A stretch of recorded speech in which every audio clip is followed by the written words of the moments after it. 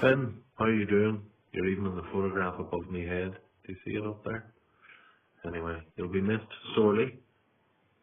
When I first met you, you're a little shit. Hello, Finn. Say hello to Finn. Hello, Finn. Hello, Finn. Hello, Finn. Okay, I can't talk right now, but we just want to wish Finn all the best in her future projects. What's the company she works for called? Oh yes, Kibosh. Kibosh's loss is going to be the artistic world's gain. And plus we have written out a whole file block of things that we need you to do for Brassneck. So don't be resting on your laurels, love. Sorry you're leaving Kibosh, but what a brilliant future you have ahead of you. All the best, Finn. Say all the best to Finn. All the best, Finn. All the best, Finn. We love you.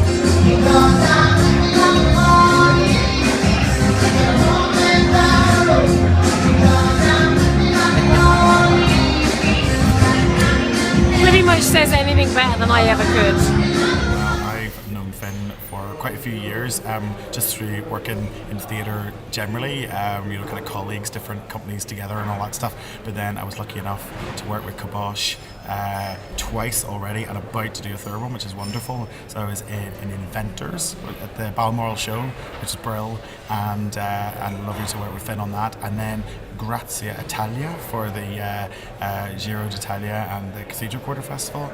And then I'm about to be Barney in Belfast Bread, so it's absolutely class. And do you have any moments that you'd like to share with us, like a funniest or memorable moment? Yes, indeed.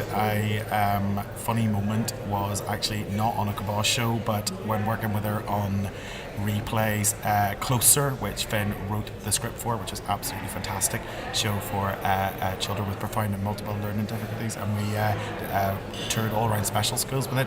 Finn wrote the script and she was in rehearsals with us loads, which was really nice because she was kind of writing it and tweaking it as she went, and we were playing Keepy Uppy, which is a good old Belfast theatre company tradition. You know, there are wars that are fought on this, and Finn was she'd get very competitive and was kind of, knocking this ball around the place, and then there was this kind of little yelp and we turned around and Finn had disappeared completely, and what it was that we were playing this next to the Bubble, which is this kind of like a big metal and canvas dome that the show gets performed in, and Finn had kind of put her hand out to stop herself falling over and had literally fallen straight through the bubble and landed on her bum inside, and it completely disappeared, and we had to go and retrieve her from inside the bubble, so it was not a dignified moment.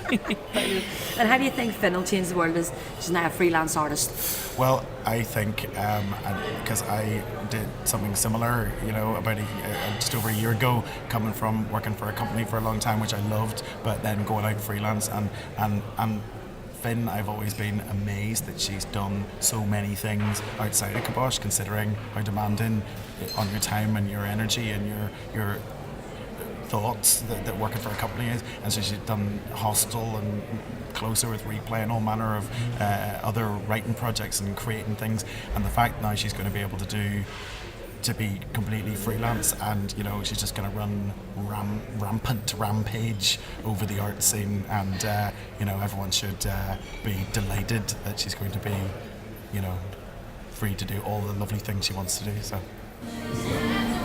Okay, where can I say, what do you think about Finn? Sure, I love her, but you know what? She can build the bridge, she can get over herself. Sure, I hate theatre. Love you, babes. Good luck. Hi Finn. Say hi, Finn. Hi. Well, Finn, I just want to wish you all the luck in the world with your new venture. And yes, you should be freelance, because God only knows what you'll be able to achieve in the future. And I'm looking forward to watching and being able to find out what's my most memorable moment. Well, I worked with you on Hostel, which was amazing. And I still quote lines from Hostel all the time. Like, my favourite one has been since Leo started eating solids. What's she feeding him? Butter! Up there. And what else? do we do? Oh yeah, and I remember telling yous in rehearsals that I was pregnant with ta-da! Runny nose and everything, poor Chad. But anyway, yeah, I just want to say the best of luck in the world, and yeah, I'll never forget the moment that I told you that I was pregnant, and we brought the house down with screams and shouts and jumps and leaping over chairs to hug each other. But it's a really special moment and one I'll treasure. And thank you so much for Hostel, because working with the two girls, Julie and Caroline, was amazing, and yourself. But also, thank you very much for being able to play so many brilliant characters and for your honesty. So, good luck. You'll be brilliant, and can't wait to see. Hope to work with you again. Okay, right, bye. Love you. Say bye, Finn. Bye. You say bye. Bye. How are you doing? I'm outside Tower Street here, and this place has a big significance for Fionnuala Kennedy and myself. This is where we first met doing an audition to get into HND, and there was this girl who came in, and she was small and spry with this long black hair, and we're all doing our auditions, and she does her monologue from Psychosis, where she ends up throwing a chair across the room and screaming, much to all our surprises, especially Malcolm and Aidan. And I just thought that this was brilliant, and ran out to this girl and just started talking to her, and we ended up good friends from that moment on. We spent 2 amazing years here, and from that audition, with that kind of energy and gumption and determination that continued on in her life, in anything that she did, where it was working in Kibosh, being a mother, being a friend, or now being a freelance director and writer. She will do everything to the utmost passion, and yeah, I think she's great, and she's going to do a great job. And whatever she ends up doing, yeah, I love you. Bye bye. Fionnuala Kennedy. What can you say about Finn? She's amazing. She's talented.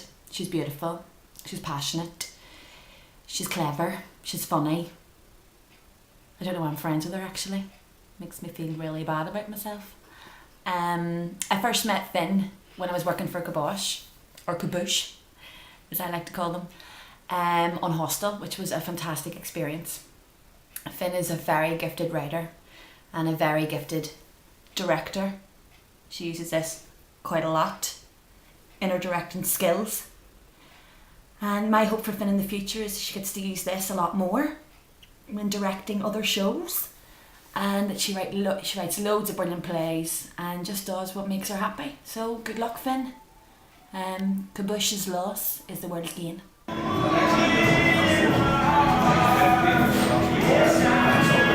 I met Finn at a photo shoot, and she came in place of her friend. She came to interview me, and I saw her across that crowded room, and I knew I could quite possibly fall in love with this woman. I went and found her hardware store that she was working in, and we hit it off from there. Now that she's left Kibosh, our safe word's going to have to change, because Kibosh won't work. Paula might not like that, but eventually we will fall in love and have kids and be happy. Hiya. Let's do a wee video for Finn. Love you when you're leaving Kibosh and all.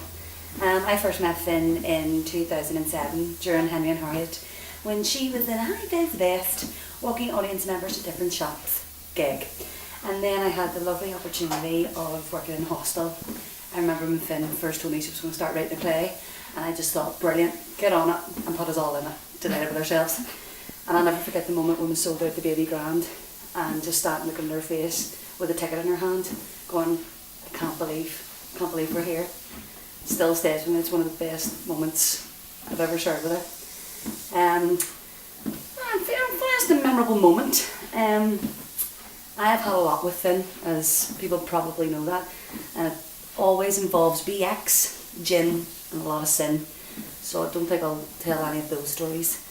There is one when we did Two Roads West, and I was stage managing, and one of the black taxis went on fire, and I had to phone the office and tell them that the taxi was on fire. They thought I was joking. I really wasn't. Fire extinguishers and everything. Black taxi men running around the place, headless chickens. Hilarious. And then, Finn, how are you going to take over the world? Very easily. And I hope you're very happy in everything that you do. And I just hope I'm able to watch you grow as I have done over the past couple of years, and just see you happy doing whatever it may be. And definitely you're going to make a screenplay, win a BAFTA, and then take us to the Oscars. So I love you. All the best in the future. Well, at one stage in our lives, Finn was my step niece. And then she auditioned for the Lyric Drama Studio, and at the time I was the director of the Lyric Drama Studio, and she was fantastic. She had just had little Joanne. Joanne was about 3 months old, and she was in the Lyric Drama Studio, worked her socks off, and she was just such a lovely person that we kind of bonded straight away. Good. And you worked with Finn and Kibosh then on many shows? We worked in Kibosh and we had a hilarious time, and Finn did many late nights with me doing receipts and invoices. But she was generally supportive all around. She was just brilliant to work with. Yeah. And what are your hopes for Finn in the future when she leaves Kibosh and becomes a freelance artist? Finn is going to be one of the major playwrights that comes out of Northern Ireland, and she's going to be a leader, an innovator. That's what I think is going to happen with Finn Kennedy.